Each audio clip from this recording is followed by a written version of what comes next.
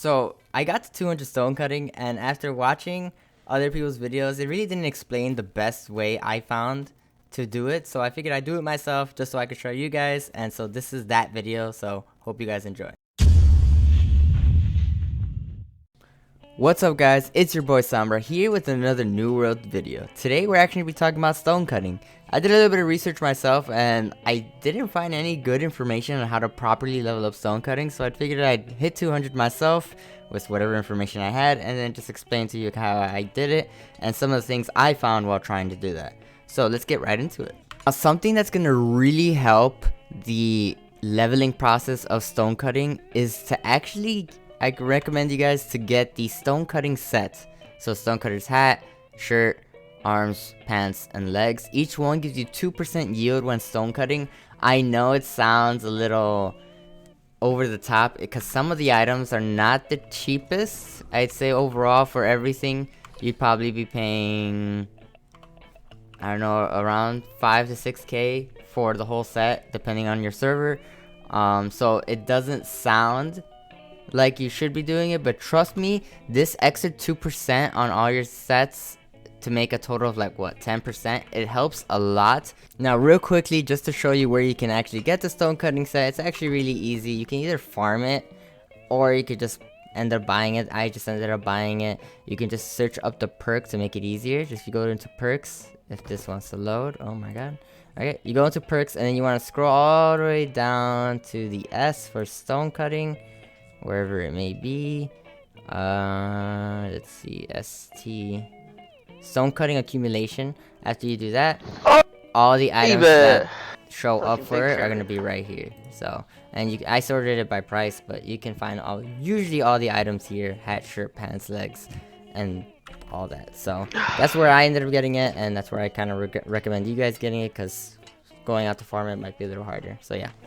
So when it comes to actually leveling up stone cutting, all you're really going to be doing is smashing rocks, to be honest. There's really no way around it. Between the levels of 0 to 150, it's the most fastest and cost-effective way to do it. Technically, you can buy the stone, but again, the most cost-effective way is just to smash rocks, get yourself a proficiency booster. Right outside of Windsward is a really great place you can get the stone. The stone respawns really fast. I find it to not be very contested at all, to be honest, and you could just kill maybe like 30-40 minutes of your time, smash some rocks so you fill up your inventory, and then just convert them.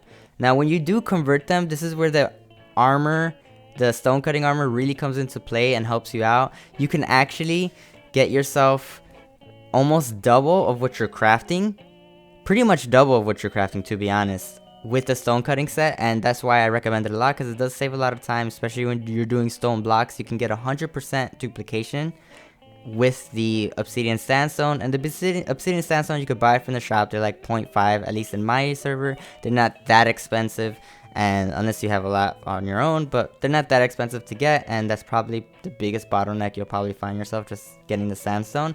But other than that, that's how you would get to 150. After 150, the levels are a little weird.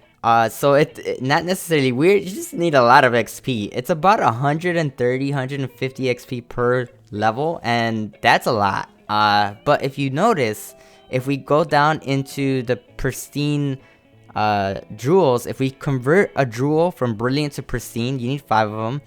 It will actually give you a bunch of XP. After you do that, you can also cut it. After you cut it, you can sell it. So something I found out is that I could just buy a bunch of brilliant onyxes that were pretty cheap in my shop, at least earlier in the morning for me. I literally bought out the whole market, and I ruined the market probably for the next day or so. But with that, I was able to turn them into brilliant, pristine onyxes, and with pristine onyxes, I was able to get that and sell that for some gold. And I found that it was pretty cost effective. I did the math, which is why I ended up buying the whole market. I did the math that as long as I don't go through a certain point, I'm making money, and which is great. Even if I was losing money, I'd probably do it, but overall I'm making money, which is great. So, and the stone cutting set is very nice because it duplicates your gems. If there's a small chance that it'll duplicate your gems, but when it does, that's another thing you can cut for XP, as well as another thing of money. So every gem selling for around 3 to 400 depending on your server. That's an extra cash flow, which helps you out too. So it's a great way to make money and level up. Unfortunately, there is a cap to how much you can do of this per day. If you're not trying to level up stone cutting all in one go, then this is probably your best way. Just get yourself a little bit of startup money, of course. Buy yourself all the brilliant onyxes or pristine or brilliant diamonds. You can also do that as well. And the reason I say only those two is because it takes life quintessences, and life quintessences are the cheapest in the market at the moment. But after you do that, you can start duplicating your gems that you infuse into pristine and start cutting the ones you do in pristine, which those have a chance to duplicate. And it's just a big, great circle of making money. And I'm definitely going to be doing this in my own time, even after I'm 200. So something I recommend to you guys. But again, like I said, it does have a cap. You can't consistently do this throughout the day because the market needs to recover from what you just did to it. So the secondary option would just obviously be smashing rocks and turning all of those stones into lodestone bricks. Lodestone bricks eventually into obsidian lodestone.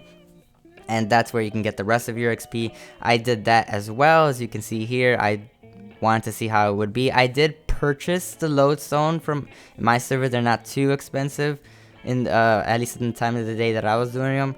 I didn't want to go out and look for a bunch of lodestone because lodestone is a little harder to come by, at least in bulk. And so I find that just getting a bunch of stone, getting all the lodestone brick, and then buying the rest of the lodestone is a lot easier. And then turning that into obsidian voidstone to give you a good bump in levels. You are going to need a good bit of sandpaper to do this method of just smashing and refining. But again, even with the stonecutter stuff, it's super nice to be able to duplicate everything you're doing, which is why, again, I highly recommend getting the set. Alright guys, so that is stone cutting. I recommend you guys, again, get the Stonecutting set, especially if you're going to be planning to make money. That duplication on the gems, on the pristine gems, is really useful. Obviously, if you're going to kill the market like I did, you can't be doing it consistently in the same day, but maybe give it every other day, every third day. It'll really add up to give you that little boost in your income. And it also obviously helps you level up. So if you guys enjoyed it, please leave a like and subscribe. It'll really help me out in the YouTube algorithm. I'm just trying to get all that content that I'm doing out to you guys, so you guys know all the information in a one-stop shop. So have a great day, guys. Thanks for tuning in.